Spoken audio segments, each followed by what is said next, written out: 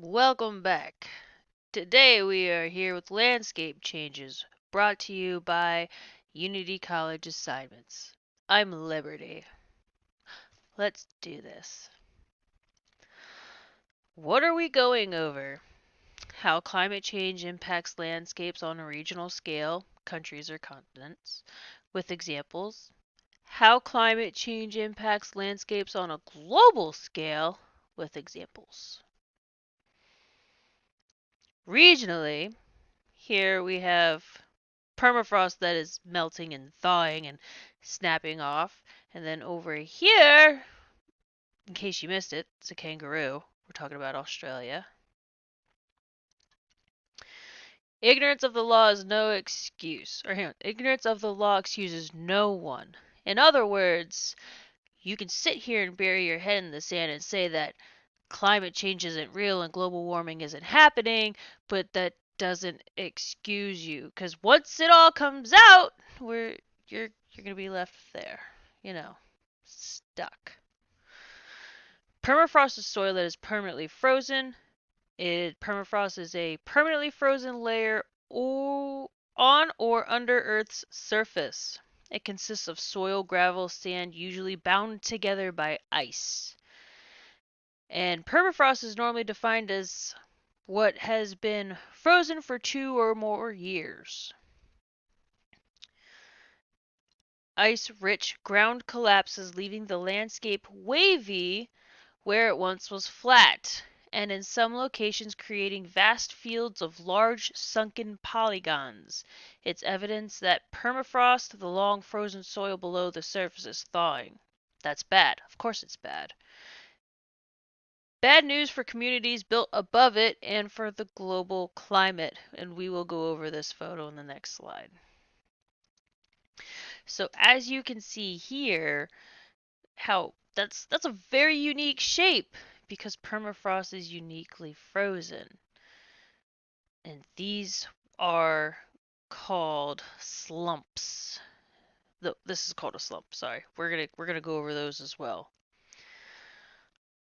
The permafrost of frozen ground in the Arctic is no longer guaranteed as Earth's temperature continues to climb. Think of it as if you have an ice cube and it's in your freezer. You know it's gonna stay frozen unless your electricity goes out or it becomes unplugged or you take the ice cube out and it's gonna melt. Thawing permafrost could leach microbes, chemicals into the environment. Within the permafrost, there are plants that have probably been extinct for a while, maybe some microbes that we haven't seen. I know for a fact there's DDT in the permafrost, and DDT is horrible.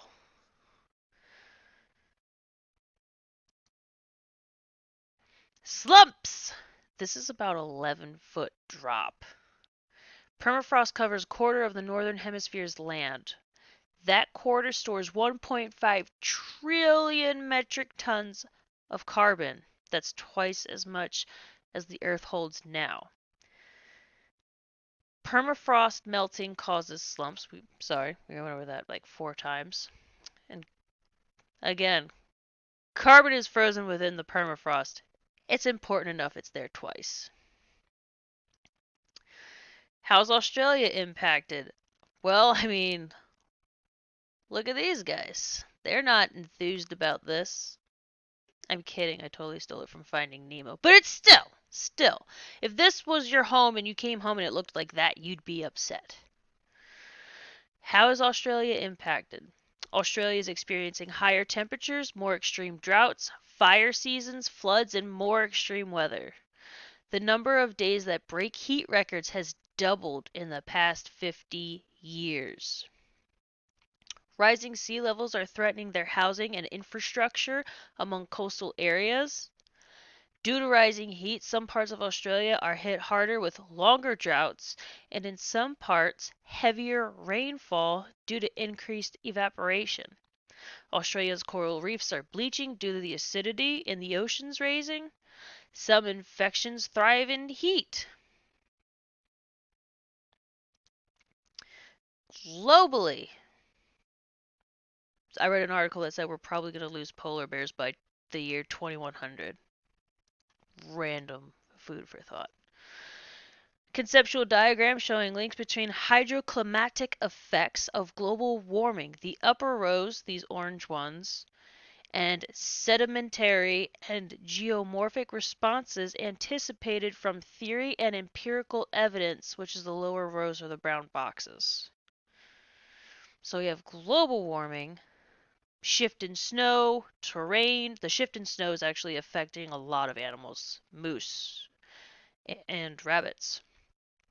Reduced ice and snowpack, that's affecting polar bears. More extreme rainfall, which is affecting humans. Increased fire, which is affecting humans and animals alike.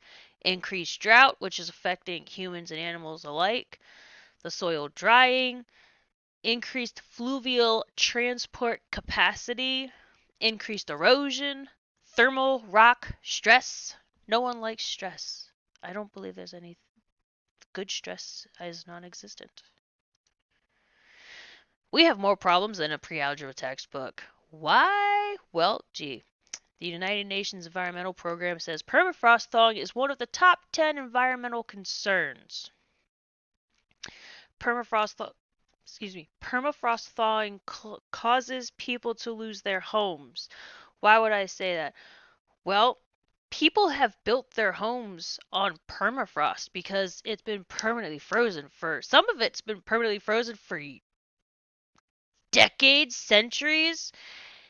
And now that it's thawing, things we thought would never happen, people are losing their homes.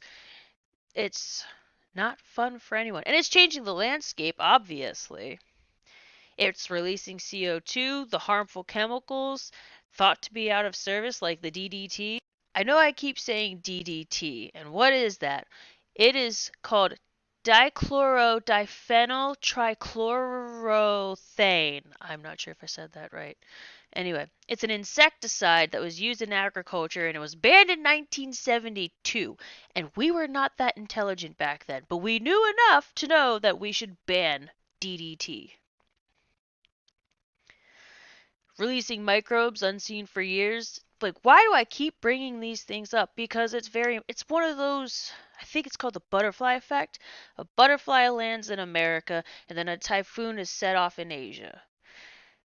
Everything has its place, and when we tip the scale, it falls apart. It's like a house of cards. The future. Polar ice caps have melted, covering the earth with water. Those who survived have adapted to a new world. I loved watching this movie when I was a kid. It came out in 1995. It's Waterworld with Kevin Costner. And let me tell you something. I thought this was real. Like, real, real. And that's besides the point. Anywho, it's real to an extent. This is just America. We lose the majority of our East Coast. This is Louisiana, and it's mostly gone. Like, there's a tidbit of it left. We have Seattle, Portland, San Fran. I wonder where California went. It's kinda sorta missing. There's no Florida anymore. And it extends out beyond this. So what's going to happen if this happens? People are going to come inland. We're going to lose animal species. That's how it's like. This is not going to happen to just America. The sea level is going to rise everywhere if this continues. And these are our sources. I know they seem similar, the global and the regional, but at the same time, they are, but they aren't. Thanks for stopping by, guys. Sorry if it's a little sketchy. I literally only have 10 minutes to do this. Bye.